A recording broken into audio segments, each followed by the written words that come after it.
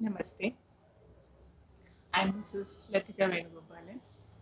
In the series of life skill videos that I'm doing, today's topic is how to overcome stage fright. Now, when it comes to stage fright, all of us have experienced it at some point in our life. Actually, when we talk about children, some children they have this innate talent and they can face any kind of audience. Like when I say audience, I mean the situation can be in a school, it can be in college, it can be in a classroom, it can be in an auditorium, or any other place, where five to more than five people assemble. So when there is a situation wherein you are asked to speak or you are asked to present something in front of an audience or in front of a group of people, some people they experience something called stage fright. In fact, all of us experience it. Some people experience it, children and adults also, they experience it a little more than others. Now, this stage fright people can have uh, in different, it expresses itself in different ways. For example, when you're asked to speak in front of an audience, for some people, what happens is that their hands start sweating, they feel weak in the knees, they start blabbering, and some people they go completely blank, and their heartbeat starts increasing. Some people feel like going to the washroom, and some people feel like they start crying.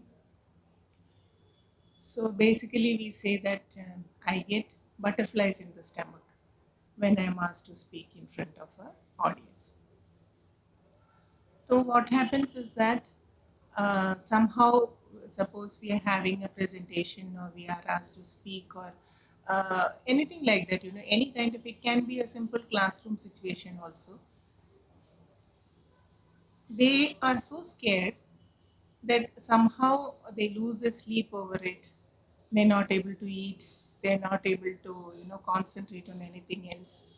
And somehow they want to finish that task or whatever it is. Now, first of all, in this video, I want to tell 3 tips to overcome this stage fright.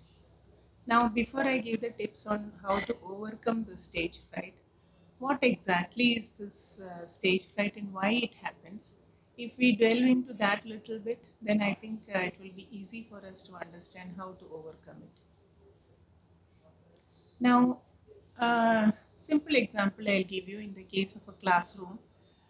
Um, in the case of a classroom, when there is interaction between teacher and the students, and there are about group, there are about 40 or 45 children in the class, and a discussion or a class is going on. Teacher is explaining something on the blackboard, or nowadays it is online classes. So what happens is that suppose the teacher wants to know whether the child has understood or not. Suddenly the teacher will say, for example, Akash, you stand up and answer this question. Or nowadays in an online class, it is like we ask the child, we name the child, and we tell the child to. We ask the question, name the child, and then we ask the question, and we ask the child to answer the question. Immediately, what happens? For some children, it's very easy to answer. They will very confidently answer. But for some children, it so happens that Even if they know the answer, they're not able to answer properly.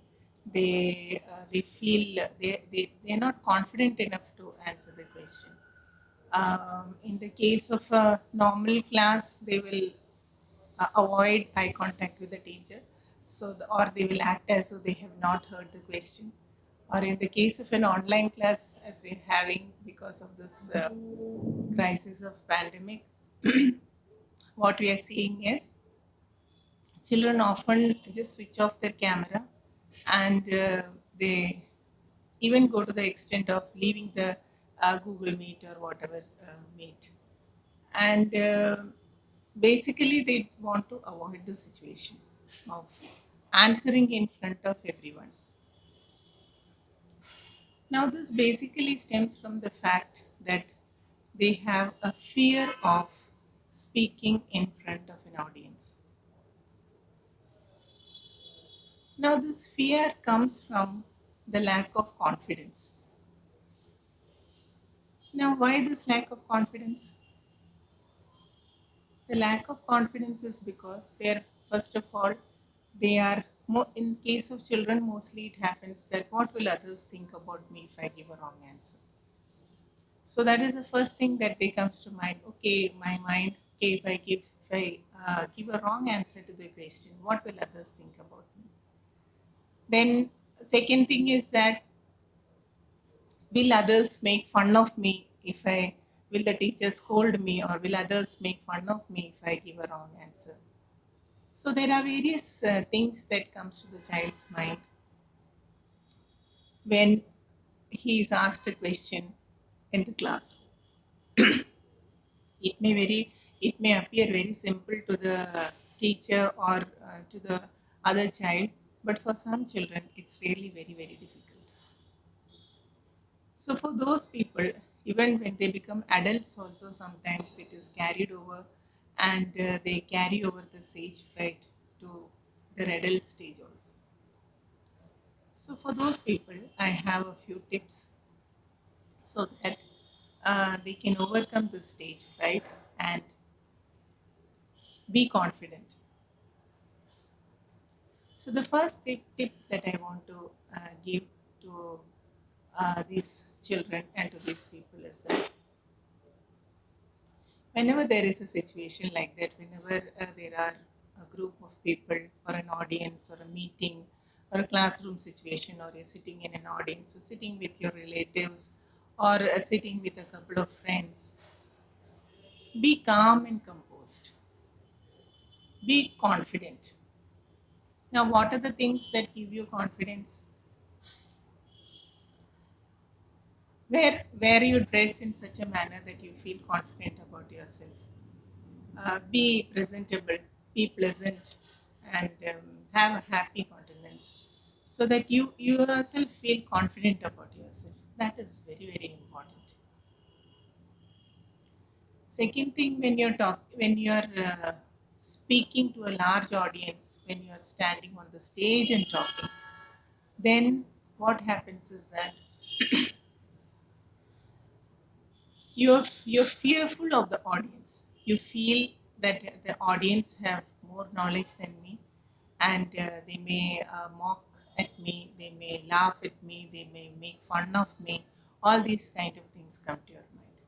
So all these things should not come to your mind. You should make a conscious effort to remove all these things, all these kind of thoughts from your mind, and focus on the topic. Suppose you're going to talk on the topic, make yourself competent enough to know most of the facts about the topic, and jot down your facts in such a manner that one by one you're able to do it in a very um, proper manner.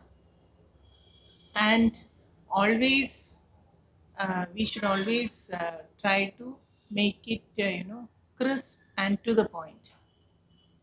So if you make it crisp and to the point, the audience will also have they will also have confidence in you, and they will also listen to you.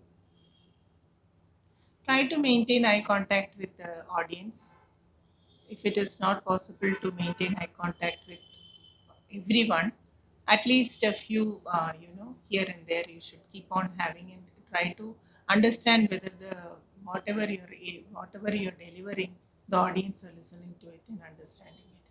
Don't look at the, don't look at the ceiling or look at the fan in a case of an auditorium, or in the case of a stage or something. Don't look at any far object, or look down, or behave in a manner, just adjusting your dress or something like that, adjusting your hair and all these kind of things. That should be avoided.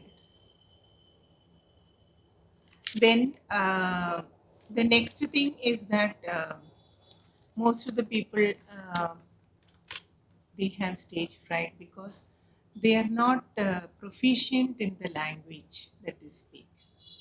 They may have so many things to express, they may have so many things to say, they're very confident about the topic, they don't have any fear of the stage or fear of the audience, but that language proficiency will be missing.